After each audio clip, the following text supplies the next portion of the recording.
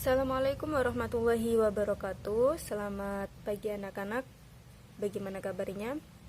Alhamdulillah, semoga selalu sehat dan tetap semangat. Oke, pada kesempatan kali ini kita akan melakukan daring mapel matematika. Materi kelas 11 ini saya teruskan untuk materi transformasi geometri ya. Kalau kemarin saya sudah memaparkan tentang translasi baik di kelas maupun dalam bentuk video. Kemudian untuk bentuk refleksi sudah saya paparkan dalam bentuk video kemarin, dan mungkin nanti jika ada kesempatan kita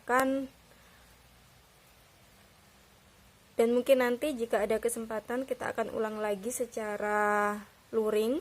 Dan pada kesempatan kali ini saya akan memaparkan jenis transformasi geometri yang ketiga adalah dilatasi. Berarti di pertemuan yang akan datang kita akan belajar tentang rotasi ya. Hari ini kita akan belajar dilatasi dahulu. Sebelum kita mulai pelajaran, marilah kita membaca basmalah terlebih dahulu. Bismillahirrahmanirrahim. Oke anak-anak, yang pertama dilatasi seperti yang sudah kalian pahami dan sudah saya terangkan kemarin bahwa dilatasi itu merupakan perbesaran ya. Jadi ini berpengaruh terhadap volume. Katakanlah contohnya seperti balon. Balon itu kan awalnya kempet kan. Lah kemudian kita tiup maka dia akan berukuran lebih besar. Nah, itu adalah contoh nyata dari bentuk dilatasi. Nah, bagaimana perhitungannya? Yang pertama ada pada titik pusat O atau 0,0. Titik pusat O dengan titik pusat O itu ya kalau dalam lingkaran ya titik pusat yang di tengah-tengah itu ya, kalau kalian mau tahu.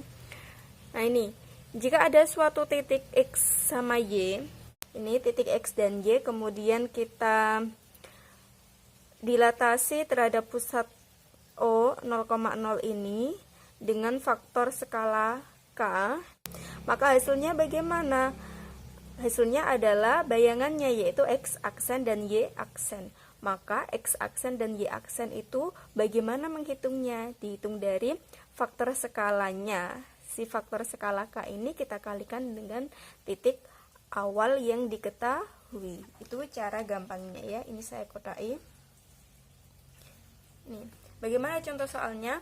Contoh soalnya adalah yang pertama, tentukan bayangan A men 2,4 setelah didilatasikan terhadap pusat O 0,0 dengan faktor skala 3. Maka penyelesaiannya di sini kita punya titik awal ya kan, kita tulis titik awalnya itu siapa? Men 2 sama 4. Didilatasikan terhadap pusat apa? Kalau pusatnya 0 cukup tulis 0-nya aja. Berarti O, faktor skalanya berapa? 3. Maka hasilnya adalah X aksen dan Y aksen. Kemudian bagaimana kita menghitung X aksen sama Y aksennya? Nah, X aksen sama Y aksennya kita tinggal mengalihkan faktor skalanya berapa sih K-nya? 3. 3 kita kalikan dengan titik awalnya berapa? Men 2 sama 4. Nah, ini kan bentuk perkalian matriks dengan skalar. Nah, perkalian matriks dengan skalar, kalau kalian ingat itu kita tinggal mengalihkan si skalarnya ini terhadap masing-masing posisi pada matriks. Berarti bisa kita kalikan ini. 3 kita kalikan dengan 2 dulu, berarti hasilnya berapa? 3 kali men 2 men 6. Kemudian kita kalikan 3 dengan 4, 12. Maka X aksen dan Y aksennya ketemu men 6 dan 12. Jadi bayangannya itu adalah men 6 dan 12. Sangat mudah. Oke, sudah paham ya? Sekarang kita masuk contoh soal yang kedua. Kalau yang pertama itu berkaitan dengan titik, yang kedua itu berkaitan dengan garis. Nah, pertanyaannya, suatu garis dengan persamaan 2x min 5y sama dengan 3 didilatasikan terhadap pusatnya O 0,0 dengan faktor skalanya negatif 3. Hasil bayangan garisnya itu berapa? Itu apa? Itu bagaimana? Nah, itu kita selesaikan. Intinya, sebelum terjadi suatu garis itu kan dia berasal dari suatu titik ya, anggaplah kita itu punya suatu titik, hanya saja titik itu belum diketahui nilainya. Berarti kalau belum diketahui nilainya kita tulis X sama Y. Kemudian titik awal ini didilatasikan terhadap pusat apa? 0. Kemudian dia perbesarannya itu berapa? Faktor skalanya negatif T3, maka hasilnya nanti adalah bayangannya, yaitu X aksen dan Y aksen. Maka untuk menghitung X aksen dan Y aksen itu sama dengan ini, faktor skalanya berapa? Min 3, kita kalikan dengan titik awalnya X dan Y, maka hasilnya itu adalah, hasil bayangannya itu adalah min 3 kali X berapa? Min 3X, kemudian min 3 kali Y, min 3Y. Nah, ini adalah hasil bayangan dari titik X dan Y. Kemudian di sini karena dalam garis itu kita hanya butuh X sama Y, kita akan mensubstitusi X sama Y, maka kita akan ubah posisi. Di sini ada dua kesamaan matriks, yaitu X aksen itu akan sama dengan min 3X, karena kita butuh X berarti X-nya tetap, yang pindah ruas siapa? Karena ini bentuk perkalian, yang pindah ruas adalah min 3 menjadi pembagi, berarti X aksen per min 3. Kemudian di sini kita punya X ya. Kemudian kita punya bentuk yang lain, siapa? Y aksen. Y aksen sama dengan berapa? Min 3Y. Maka nilai Y-nya berapa? Nah, sama kayak tadi, berarti Y aksen per min 3. Kita punya Y sama X-nya sudah ketemu. Setelah ketemu, kita substitusikan ke garis awalnya. Garis awalnya kita tulis dulu, berarti 2X dikurangi 5Y sama dengan 3. Kemudian kita substitusi X sama Y-nya, berarti 2, kita substitusi X-nya itu siapa? X aksen per min 3, kita kurangi dengan 5, Y-nya disubstitusi dengan siapa? Y aksen per min 3, kemudian sama dengan 3. Paling gampang nak, ini bebas, versi kalian bebas, cuma kalau versi saya lebih suka jika ada penyebut dalam bentuk persamaan linear dua variabel, biasanya saya lebih baik menghilangkan penyebutnya dahulu. Dengan cara bagaimana? Kita kalikan semua ruasnya, mulai dari ini, dan ini, ketiga suku ini kita kalikan dengan ini penyebut yang ada. Nah, ini kebetulan penyebutnya sama, berarti kita kaliin dengan negatif 3 saja. Kita kali dengan negatif 3. Berarti hasilnya bagaimana?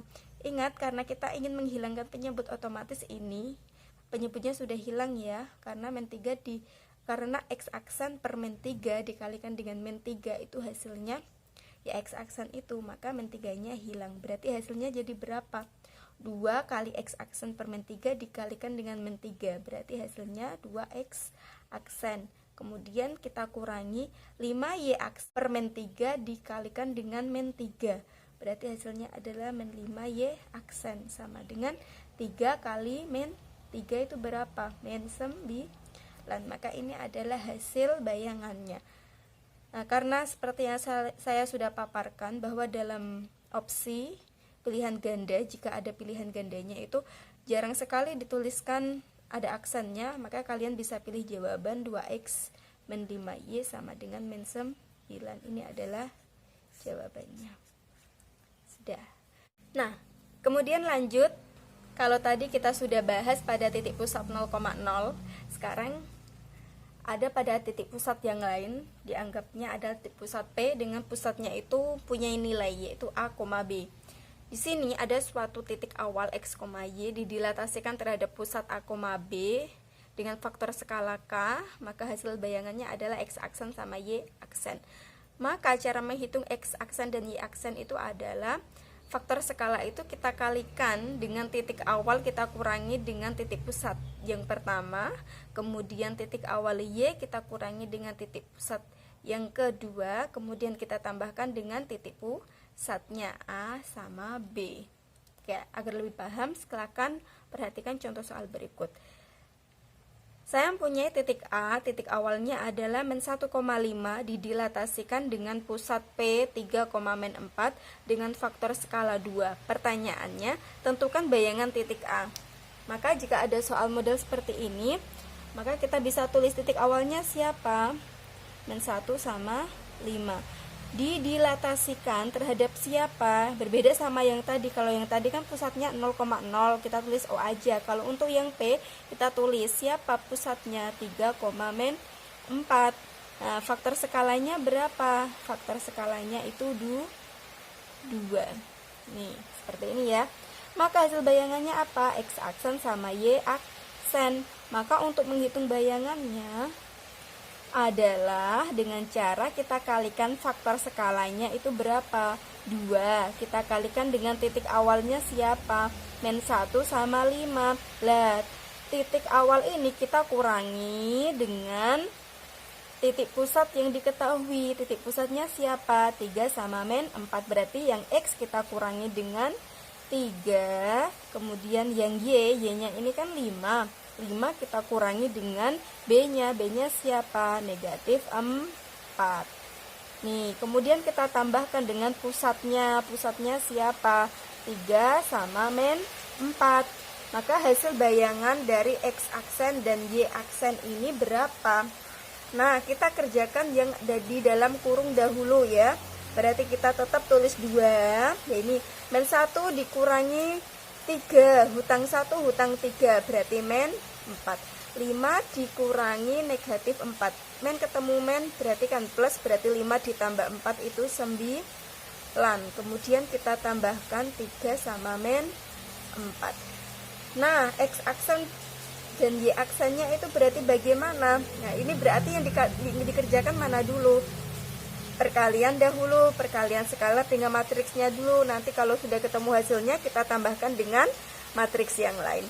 Berarti 2 kali men 4, ini dikaliin berapa? Men 8. Kemudian 2 kali 9 berapa? 18. Baru kita tambahkan dengan pusatnya 3, men 4. Maka hasil bayangannya itu adalah men 8 ditambah 3 itu berapa? Hutang 8 dikembaliin 3, berarti masih hutang 5. 18 ditambah negatif 4 berarti 14. Berarti ini adalah hasil bayangannya. Kalau sudah paham, sekarang kalian latihan soal. Yang pertama, carilah bayangan titik B 5,4 jika didilatasi terhadap pusat P men 2,3 dengan faktor skala negatif 4. Kemudian soal yang kedua, hasil dilatasi terhadap titik C men 1,3 dengan pusat O 0,0 dengan faktor skala 2 itu apa hasil bayangannya? Nah, kemudian yang nomor 3, garis Y sama dengan 2X men 5 didilatasi terhadap pusat O 0,0 dengan faktor skala 3 adalah apa bayangan garisnya? Oke anak-anak, itu saja. Semoga apa yang saya sampaikan bermanfaat. Tetap semangat belajar. Semoga bermanfaat. Saya akhiri. Wassalamualaikum warahmatullahi wabarakatuh.